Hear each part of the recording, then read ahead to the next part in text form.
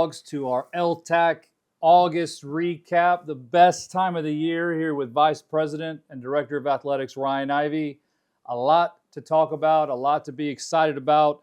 Soccer and volleyball have kicked their seasons off, and volleyball's on the road this weekend to start regular season play, and soccer's coming off a home stretch here before they head off to the road. And then certainly football welcoming Southeastern Louisiana to campus this Saturday. Ryan, between soccer, volleyball, and football, anything jump out at you? What have you observed so far? Yeah, well, I mean, I think like anything else, I've always said August is one of the best times of the year because we get a chance for student athletes to get back on campus, to start competing, to know what it is that they love to do. And it's always fun to have them back on campus. And obviously looking forward to the first home football game.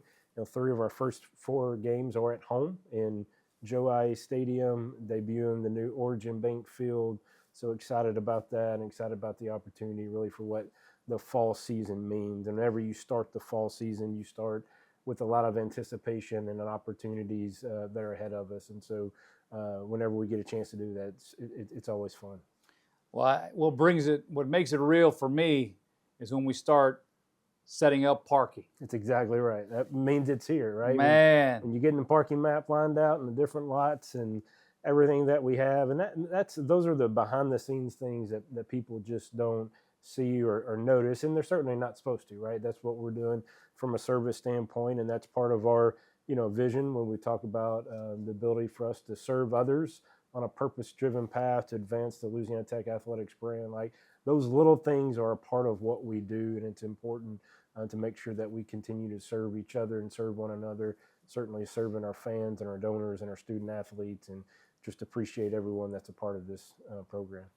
Well, speaking of parking, no changes in the white, blue, or gold lots, but our red lot will have access only through Bulldog Drive, which is the northwest access point behind the TAC off of Alabama. It's important that you know if you're in the red lot that's going to be the way that you come in to park and to tailgate.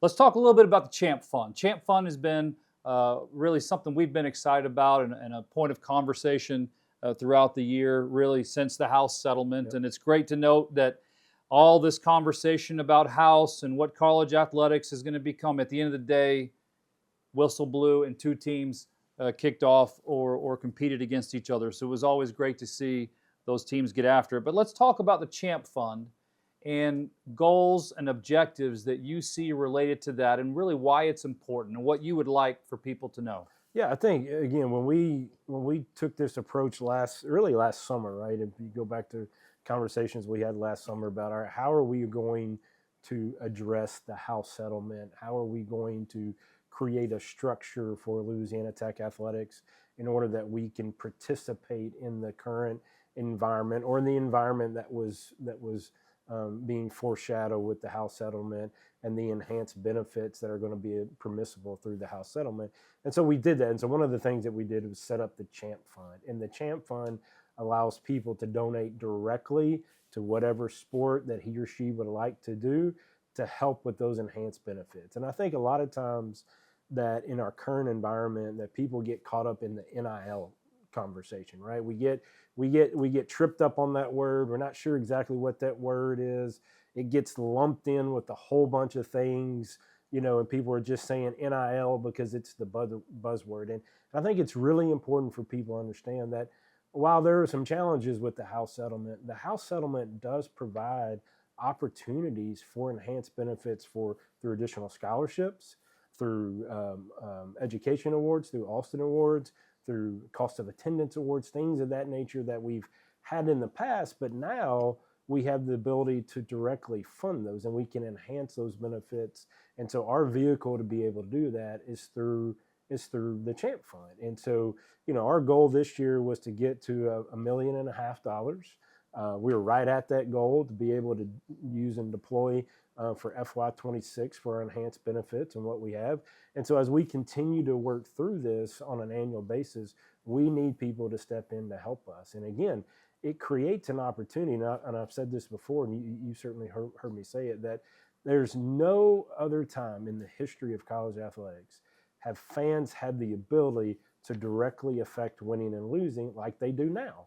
because you can directly benefit and compensate a student athlete. And when you use that term compensate, it's not just, hey, here's a direct payment for your name, image, or likeness, or part of the revenue share aspect of it.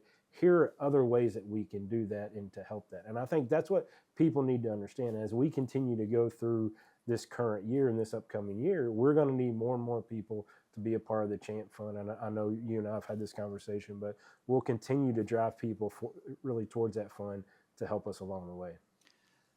So much to unpack and to communicate. You know, I also want to dive deeper on the fact that scholarship limits are no more. Correct. Roster limits are the new standard, but while the House settlement may have raised roster limits and established roster limits, they ain't paying for those roster limits. It's up to the institution to fundraise and really create mechanisms to help cover those costs, right? That's correct. Yeah, no, that's exactly right. I mean, you just take a sport like baseball. We'll use baseball as an example. For decades, baseball's scholarship maximum was 11.7, right?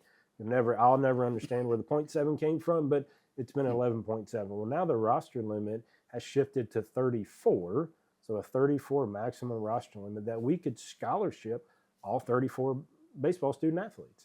And we could do that for all of our sports, right? We could go through this, but it creates an opportunity now that if we want to continue to grow our baseball program, we want to continue to have success on the baseball field, that we're going to have to not just have 11.7 scholarships, right? We're going to have to double that and try to get as close as we can to that 34. And it allows Coach Burrows the flexibility to be able to use those dollars in ways that he thinks is best for the program. And I think that's where people need to try to get their head wrapped around and understand that from an educational standpoint, that it allows different things. And I think at our level, if we can get to the point to where we're funding scholarship limits, it creates flexibility for us in other ways.